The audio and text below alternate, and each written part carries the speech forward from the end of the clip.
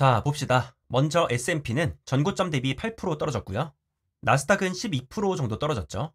그리고 S&P의 여러 ETF들 OEF, XLG, 탑T는 각각 이렇게 위치하고요. 이어서 나스닥 상위 30개 기업에 투자하는 Q탑은 이렇게 위치합니다. QQQ보다는 조금 더 떨어진 모습이고요. 이어서 동일 가중으로 투자하는 RSP는 더 좋은 성과를 보여주고 있습니다. 스파이 같은 대형주뿐만 아니라 중형주, 소형주도 크게 떨어진 모습입니다. 이어서 여러 스타일, 전략으로 살펴보면 이런 모습이고요. 저변동, 가치주들이 좋은 성과를 보여주고 있습니다. 다음, 섹터로 보면 너무 많아서 보기가 어렵죠? 네, 필수 소비재가 가장 좋고요. 반대로 경기 소비재, 그리고 IT 섹터는 부진한 모습입니다. 현금 흐름의 카우즈, 경제적 해자의 모트를 봐도 이 스마트 베타 또한 크게 좋은 모습은 아니고요. 반면 슈드와 노블 같은 배당 성장은 거꾸로 잘 오르고 있는 모습이죠. 이러한 배당 성장 중에서도 기술주 비중이 높은 종목들은 또 이렇게 상대적으로 떨어지기도 하고요. 자, 그리고 슈드와 QQQ의 조합. 서로 해지하면서 특히 8대2 같은 경우는 이런 상황에서도 여전히 플러스입니다. 그리고 또 이렇게 대표적인 세 가지 ETF, 스파이, 슈드, QQQ를 섞어서 투자하는 경우에도 하락 리스크에서 어느 정도 벗어날 수 있었고요. 다음으로 커버드콜은 당연히 방어력이 더 좋았고요. 나스닥으로 커버드콜을 돌려도 마찬가지입니다. 그리고 여러 채권들, 금과 원자재까지 이렇게 주요 ETF에 채권을 함께 투자하거나 혹은 금을 함께 투자해서 자산 배분 효과를 누릴 수도 있었을 거고요. 자, 그래서 뭐냐? 지금까지 본 여러 ETF들, 전략들을 한 번에 정리하면 이런 모습이 됩니다.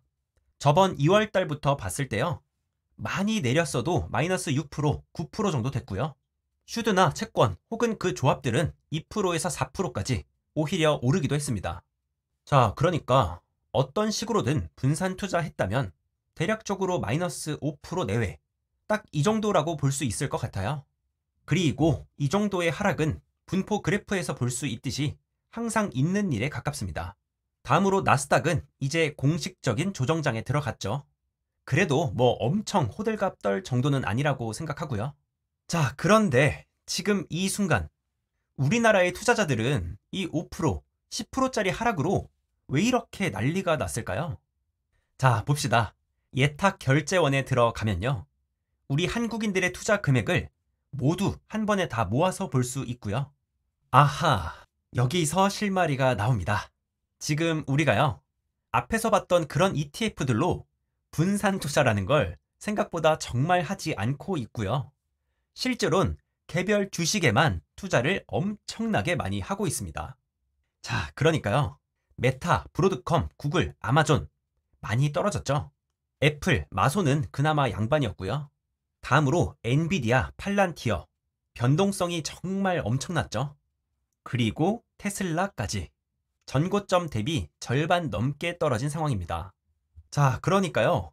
우리 한국인들의 투자 금액 탑5가 전부 개별 주식, 특히 M7 개별 주식이에요. 테슬라 24조, 엔비디아 15조, 애플 6조, 마소, 팔란티어는 각각 4조씩. 여기서 부동의 1위, 테슬라만 한번 보면요. 올해 1월 기준으로 무려 35조가 넘었고요. 이게 이번 하락장으로 딱 10조 넘게 날아갔습니다. 이 변동성이 무지막지한 두 개 종목에만 40조가 들어가 있어요. 그런데 그게 끝이 아니고요. 그걸 또 레버리지로 돌립니다. 테슬라의 레버리지, 엔비디아의 레버리지 상품이 각각 10위권, 20위권에 위치하고 있고요. 이거 두 개 합하면 3조 정도 됩니다. 그러니까 이 스파이, QQQ도 단기적으로 봤을 땐 절대 안정적인 투자가 아니거든요. 그런데 당연히 이 개별 주식들은 잽도 안 되죠. 저 ETF들이 평탄해 보일 정도입니다. 엔비디아는 30%, 테슬라는 50%씩 떨어지고요. 그리고 이걸 또 레버리지로 돌리니까 마이너스 50%, 80%도 하루가 멀다 하고 나오는 겁니다. 그러니까 전체적으로도 또 누군가는 분명 5%짜리 하락장이 맞는데 꽤 많은 사람들은 지금 50%짜리 하락장을 보는 거예요. 네, 계속 가보죠. 이렇게 최상위권에는 M7 개별 주식만 가득하고요. ETF는 6번째가 되어서야 나오는데 그게 또 TQQQ, 3배 레버리지입니다. 그러니까 우리나라 ETF 중에 1등이 TQ예요. 자, 대충 이런 모습입니다. TQ가 6등이고요. S&P V55는 간신히 9등 턱걸이, 10등 슈드, 11등 스파이고요. 다시 한번 12등은 반도체 3배 레버리지 쏙3입니다. 이 데이터가 기간에 따라 달라지긴 하는데 거의 항상 이래요. 그리고 볼 때마다 매번 믿기지 않는 데이터입니다. 자, 그러니까 역시나 시장은 8%, 10% 하락했는데 우리나라 6위권에 투자한 사람들에게는 마이너스 30%짜리 하락장이 되고 있고요. 또 누군가 10위권 투자자들에게는 마이너스 50%짜리 하락장이 펼쳐지고 있는 겁니다. 특히나 이런 투자들의 특징이요. 전 세계적으로도 한국인의 비중이 가장 높은 축에 속합니다. TQ는 10%, 쏙슬은 투자금의 20%가 우리 한국인이고요. 테슬라 2배 레버리지 같은 경우엔 거의 절반이 한국인입니다. 또 밑으로도 보이죠? 비트코인 레버리지 상품들도 우리 한국인들이 전부 휩쓸고 있습니다. 실제로 한번 뽑아보시길 권해드리고요. 자, 그리고 이러한 우리 한국인들의 투자 특성이 항상 더 지옥 같은 하락장을 만드는 원인이기도 합니다. 자, 그럼 오늘 내용 정리해 보겠습니다. 실제 이 데이터들을 조금만 더 추려보면요. 한국인의 종합적인 포트폴리오가 나옵니다. 총 100조가 넘는데 무려 20%가 테슬라에 들어가 있고요. 자, 이 데이터를 한 번 더 정리하면요. 이렇게 됩니다. 한국인의 포트폴리오 첫 번째, 우리 투자 금액 절반은 M7에 들어가 있습니다. 그리고 두 번째, 무려 10%가 레버리지로 돌아가고 있고요. 그리고 제가 그렇게도 외치는 괜찮은 ETF들, 지수 ETF의 비중은 매우 낮습니다. S&P 500 다 합해도 6%, 나스닥은 4%, 슈드가 2% 정도 됩니다. 그래서요, 이렇게 작은 하락장에도 난리가 날 수밖에 없는 겁니다.